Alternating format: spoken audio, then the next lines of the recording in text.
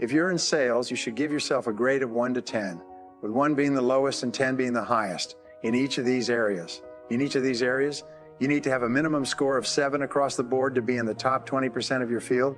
Your weakest key skill sets the height of your income and determines how fast and how far you go in your career. What one skill, if you developed and did it in an excellent fashion, would have the greatest positive impact on your career? Your answer to this question is essential to your achieving excellence in your field. This becomes your major, definite purpose for personal and professional development. You write it down, set a deadline, make a plan, take action on your plan, and then do something every day to get better in this particular skill. This must also be your goal if you're in management. There are 7 key result areas that determine your success or failure at your job. These are 1, planning 2, organizing 3, staffing 4, delegating 5, supervising 6, measuring 7. Reporting all top managers are excellent in every one of these areas. All poor managers are weak in one or more of these areas. I've worked with managers who were so poor at delegating that they could get nothing done. They eventually had to be fired because of the damage they were causing to the rest of the business. In a recent management study, 75% of all managers rated themselves in the top 25% of managers in terms of effectiveness. Most managers rated themselves in the top 20% in terms of personality and intelligence.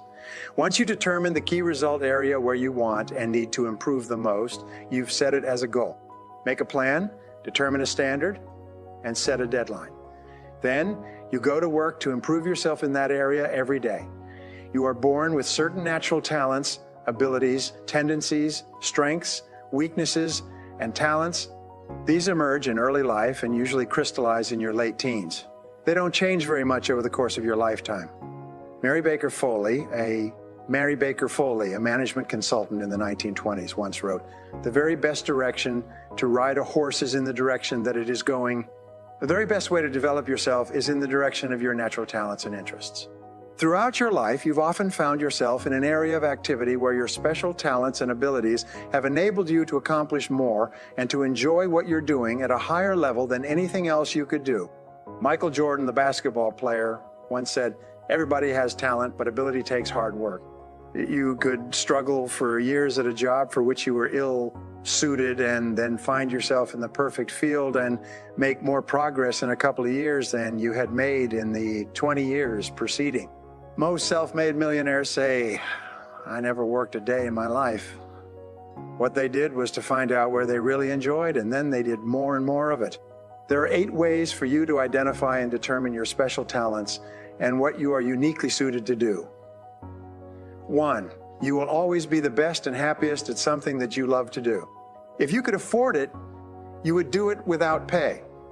It brings out the very best in you, and you get a tremendous amount of satisfaction and enjoyment when you are engaged in that particular work.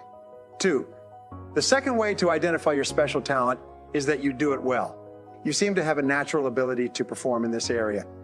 3, this talent has been responsible for most of your success and happiness in life until now. From an early age, it's something that you have enjoyed doing and from which you got the greatest rewards and compliments from other people. 4, it's something that was easy for you to learn and easy to do. In fact, it was so easy to learn that you actually forget when and how you learned it. You just found yourself doing it easily in one day. 5, the 5th way to identify your special talent is that it holds your attention. It absorbs you and fascinates you. It absorbs you and fascinates you. You like to think about it, read about it, talk about it, and learn about it. It seems to attract you like a moth to a flame. 6, you love to learn about it and become better at it. All your life, you have a deep inner desire to really excel in this particular area. 7, when you do act in your area of special talent, time stands still. You can often work in your area of special talent for long periods without eating or sleeping, hour after hour, because you get so involved in it. 8, you really admire and respect other people who are good at what you are most suited to do. You want to be like them, be around them, and emulate them in every way. Your natural talents are inborn and easy to develop.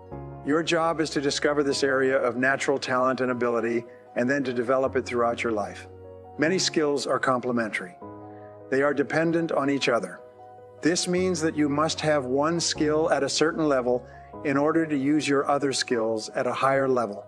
Sometimes you have to learn and develop skills that you don't particularly love and enjoy, but this is the price you pay to be able to achieve excellence in your chosen field. Here's the rule.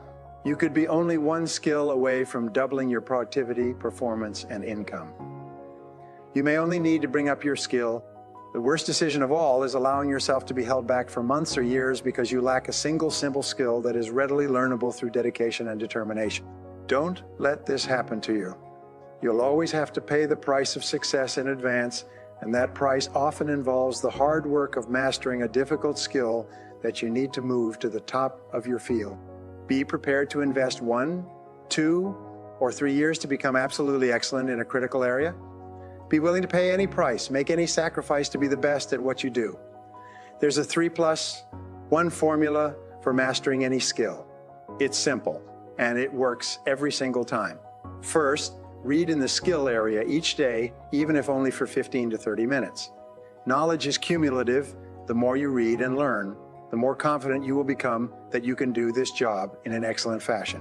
Second, listen to educational audio programs like this on the subject in your car. The average driver today spends 500 to 1,000 hours each year in his car driving around. During the day, turn driving time into learning time. You can become one of the best educated people in your field by simply listening to audio programs in your car rather than music. Third, attend seminars and workshops on your subject. Many people's lives have been changed completely by attending a single 1 or 2 day seminar on a key subject. Forever after, they were completely different in that area. The final factor is to practice what you learn at the earliest possible opportunity. The more you practice what you're learning, the faster you will become competent and skilled in that area.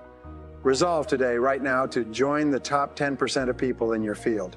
Remember, no one is better than you, and no one is smarter than you. The very fact that the top people in your field were at one time not even in your field. Now, here are 3 things you can do immediately to put these ideas into action. 1, resolve today to join the top 10% of people in your field. Make a lifelong commitment to excellence. 2, identify the key result areas of your job, the things you absolutely, positively have to do well to be successful in your field. 3, identify your weakest key area and start a do-it-yourself project to become absolutely excellent in that area.